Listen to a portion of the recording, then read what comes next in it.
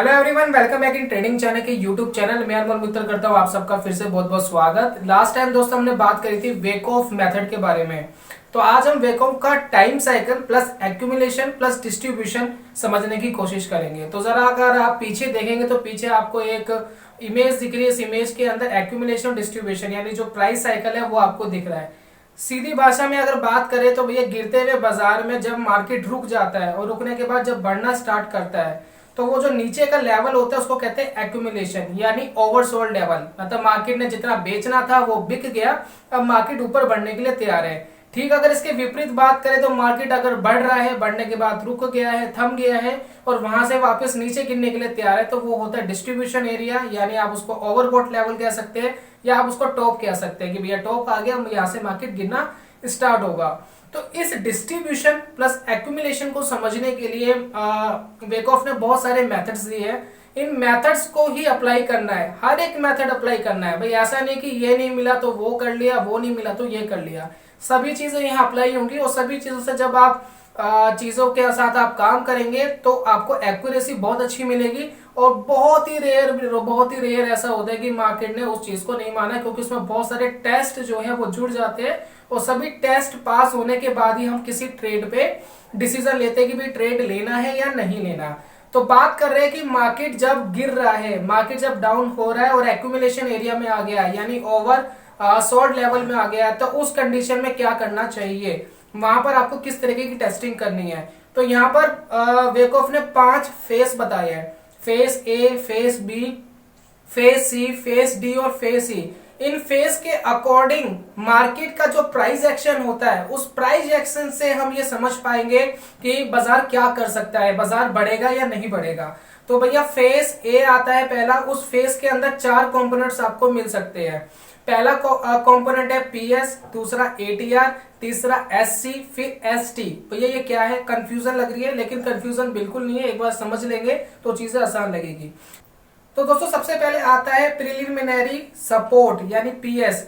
ये जब पीएस आता है तो इसके बाद बाजार में एक आपको एटी दिखेगा। एटी का मतलब होता है ऑटोमेटिक रैली। ऑटोमेटिक रैली मतलब क्या, कि जब भी मार्केट अपना ओवरसोल्ड लेवल खत्म करना स्टार्ट करता है तो बाजार में कुछ ना कुछ बायर्स तो होते ही है और उन बायर्स की वजह से मार्केट जो है फ्लक्चुएट करता है, ऊपर नीचे कंसोलिडेट होना स्टार्ट करता है।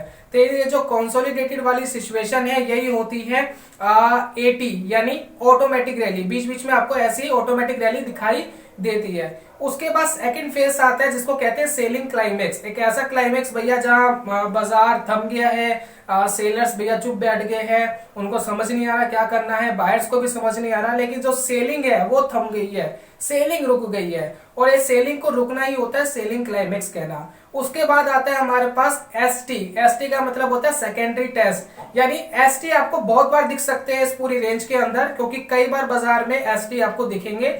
बाजार बार बार नीचे जाने की कोशिश करेगा, टेस्ट करने की कोशिश करेगा और बार बार ऑटोमेटिक रैली आएगी और बार बार वो ऊपर नीचे की कंडीशन दिखाएगा।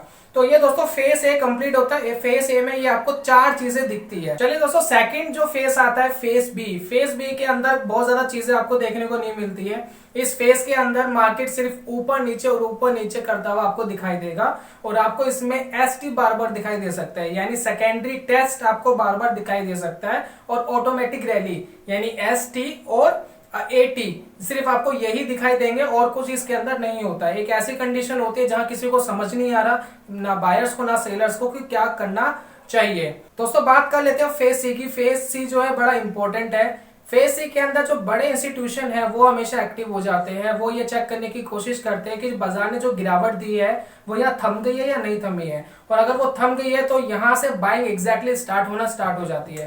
तो यहाँ पर आपको एक कंडीशन दिखती है जिसको कहते हैं स्प्रिंग की कंडीशन। यह स्प्रिंग की कंडीशन में बाजार गिरता है और जो सेकेंडरी टेस्ट है उसको तोड़ता है और टूटने के बाद ये कंफर्मेशन मिल जाती है कि अगर बाजार बहुत तेजी से गिरना स्टार्ट हो जाए तो यानी स्प्रिंग फेल हो गया और बाजार का जो अभी मार्कअप है यानी एक्यूमुलेशन है वो कंप्लीट नहीं हुआ। लेकिन अगर एक्यूमुलेशन एग्जैक्टली है, ओवरसोल्ड एग्जैक्टली है, बॉटम एग्जैक्टली है, मार्केट को अगर यहाँ से बढ़ना है तो स्प्रिंग आता है बाजार का जो सेकेंडरी टेस्ट है उसको तोड़ता है, और उसको तोड़ने के बाद जो उसकी हॉरिजॉन्टल सपोर्ट लाइन बनी है और जो रेजिस्टेंस लाइन बनी है, उन दोनों के बीच में जाकर के क्लोजिंग दे देगा कुछ ही दिनों में, या कुछ ही देर में, या कुछ ही हफ्तों में। यानी जरूरी नहीं है कि भाई आज ही देना है, वो एक हफ्ते में भी रैली पूरी हो सकती है, एक महीने भी हो सकती है, लेकिन उसके बीच में जाकर के वो कहीं ना कहीं रुक जाएगा। जब फेज सी कंप्लीट हो जाता है तो उसके बाद फेज डी आता है, बड़ा इंपॉर्टेंट है। यहां पर अब क्या है कि पैसा आना स्टार्ट हो जाता है, सारी कंफर्मेशन हो जाती है, स्मार्ट मनी ऐड होना स्टार्ट हो जाती है, बड़ा पैसा आना स्टार्ट हो जाता है, और इस बड़े पैसे के अंदर आपको सिग्नल मिलेंगे एलपीएस के, यानी लास्ट पॉइंट ऑफ सपोर्ट, यानी जो ऐसा पॉइंट बन गया जहां से मार्केट ने अब सपोर्ट ले लिया है लास्ट, अब यहाँ पर ऊपर नीचे नहीं होगा, अब सीधा ऊपर ही जाएगा। उसके बाद आपको जब रेजिस्टेंस लाइन टूट जाती है, लाइन टूटने के बाद आपको एक कंफर्मेशन मिल जाती है जिसको हम कहते हैं एसओएस, यानी साइन ऑफ स्ट्रेंथ। ये अगर आपको मिल जाता है तो आपको एक बेहतरीन कंफर्मेशन मिल जाती है। लेकिन जब वो रेजिस्टेंस टूट जाता है तो कई बार अगर आप देखेंगे बाजार को, तो उसके बाद वो कंसोलिडेट करना स्टार्ट करता है, एकदम ऊपर जाने के लिए कई बार बाजार तैयार नहीं होता है। उस कंडीशन को कहते थे बैकअप कंडीशन, यानी उसके अंदर भी आपको छोटी छोटी रैली देखने को मिल सकती है। और ये जो पूरी जो कंडीशन है ये आपकी आती है फेज डी के अंदर। लास्ट में आता है फेज सी। फेज सी जो है कंप्लीटली स्ट्रेंथ दिखाता है और सारी चीजों को तोड़ करके ऊपर जाता हुआ ही दिखाई देता है। तो एक्यूमुलेशन का ये छोटा सा बड़ा बेसिक और बड़े सिंपल तरीके से मैंने बताया है। आप चाहे तो उसका एक एक जो पार्ट है जिसमें हमने एक एक जो कंडीशन है, पीएस है, एटी है, एसटी है, एग्जैक्टली अगर आप पढ़ना चाहते हैं तो इसका एक पीडीएफ भी मैं आपको शेयर कर दूंगा शायद नेक्स्ट वीडियो में, तो वो आप एक एक पॉइंट्स पढ़ सकते हैं ताकि आपको और अच्छे से समझ में आ जाए। तो ये दोस्तों पूरा हो गया हमारा एक्यूमुलेशन वाला। अब डिस्ट्रीब्यूशन का हम नेक्स्ट वीडियो में देखेंगे। और एक आपको मैं चार्ट दिखाना चाहता हूं, ये चार्ट आप देखेंगे टाटा मोटर्स का चार्ट है। इस टाटा मोटर्स के चार्ट में जो हमने अभी बात करी वो सारी कंडीशन यहाँ मैच हो रही है।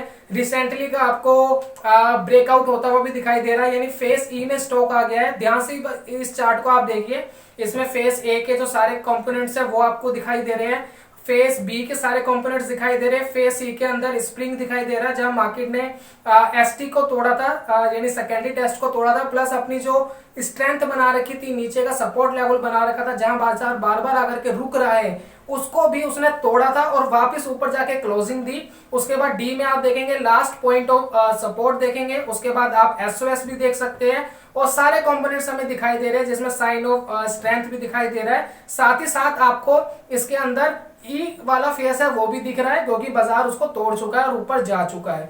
तो अगर हमें वेकऑफ की बात करें तो उसका एक्यूमुलेशन का जो फॉर्मूला है वो बिल्कुल टाटा मोटर्स में बिल्कुल सटीक बैठता हुआ दिखाई दे रहा है। तो इसको आप वॉच कर सकते हैं एज ए एजुकेशन पर्पस, इसको वॉच करिए स्टॉक कब तक बढ़ता है, कितनी स्ट्रेंथ दिखाता है, क्योंकि उसके हिसाब से तो ये परफेक्ट हमें पैटर्न दिखाई दे रहा है। तो ये था दोस्तों इस वीडियो के अंदर, कैसा लगा जरूर बताइएगा, और इससे रिलेटेड कोई कंफ्यूजन हो तो पूछ लीजिएगा। मैं जल्दी मिलता हूँ नेक्स्ट वीडियो में कमाल के कॉन्सेप्ट के साथ। तब तक के लिए good bye, god bless you, bye bye दोस्तों।